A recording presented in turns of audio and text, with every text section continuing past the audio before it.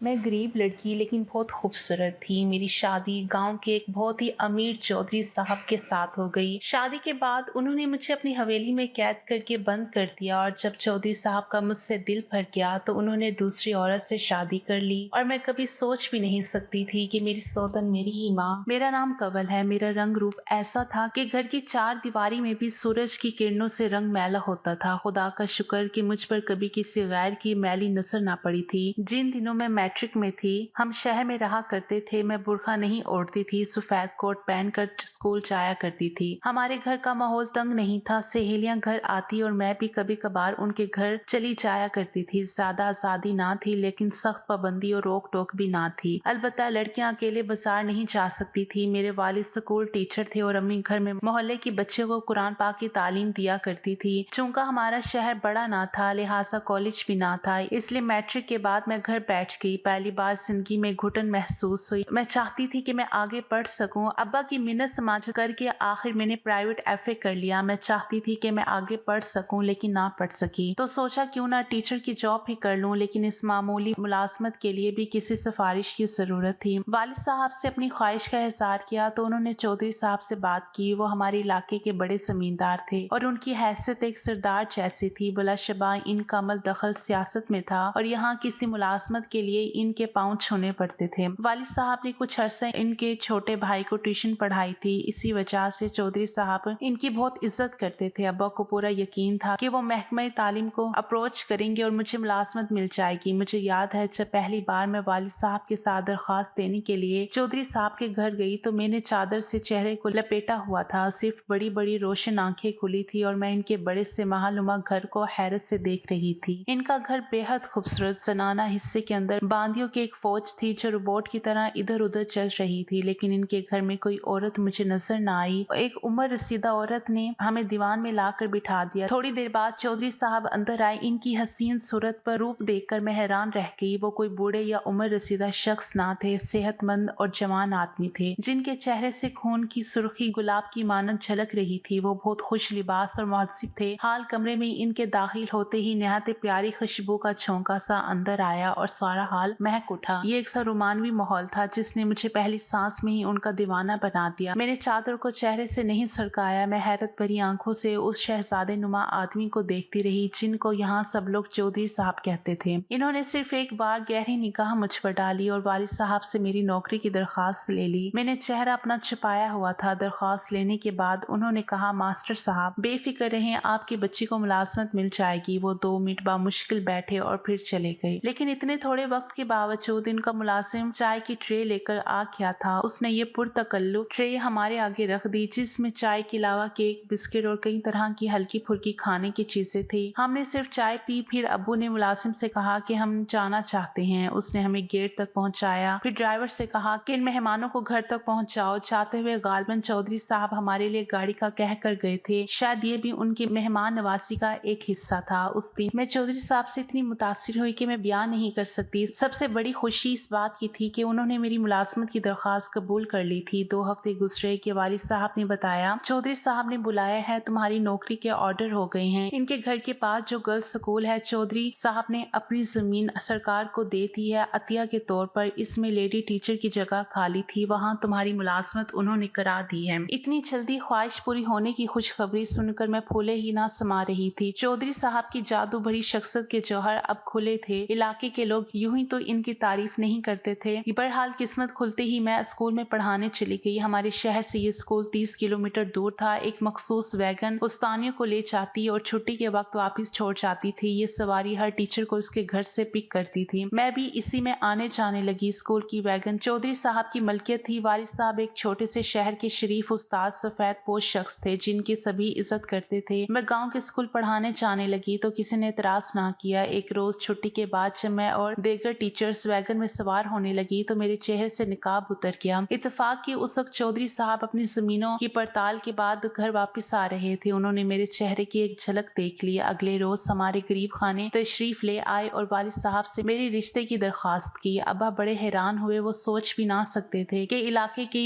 बाअसर हस्ती एक रोज सवाली बनकर इनके दर पर आ जाएगी। उन्होंने वालदा से मशवरा किया और फिर मेरी किस्मत अम्मा बने इस रिश्ते के लिए चौधरी साहब को हाँ कर दी। जब चौधरी साहब कि मैं दुल्हन बनी तो सहेलियां मेरी किस्मत पर रश करने लगी। वो कह रही थी कि अब कंवल हमारी मालकिन होगी। मुझे चौधरी साहब सर से पांव तक सोने में पीला करके लेके गए। इनकी हवेली में पेशी कीमत फर्नीचर के साथ नौकरों की एक बड़ी फौज और कई कीमती गाड़ियां भी थी। जब मैं शहर से गांव गई तो चौधरी साहब की दुल्हन देखने सारी बस्ती की औरतें जमा हो गई। वो हैरत से मुझे देख रही थी और मेरे हुस्न की तारीफ कर रही थी। चौधरी साहब की उम्र रसीदा बहन जो गैर शादीशुदा थी, इन सब की मेहमान नवाजी खुश दिली से कर रही थी। शहर और गाँव की जिंदगी में बड़ा फर्क होता है। यहाँ औरत का अपनी मर्जी से घर के बाहर कदम रखना नामुमकिन था। किसी से मिलना जुलना या कहीं आना जाना मायूब समझा जाता था। बस्ती की औरतें हमारे घर आ सकती थी लेकिन हम उनके घर में नहीं जा सकते थे। औरत घर से नहीं झांक सकती थी। झांकना तो दूर, सरदार के घर की औरतों की आवाज भी कोई नहीं सुन सकता था। हर बात पर ही पाबंदी थी। इस घुटन सदा माहौल में मेरा बहुत जल्द जी घबराने लगा। तभी चौधरी साहब ने मेरी दिलजोई में कोई कसर ना छोड़ी। बांदियां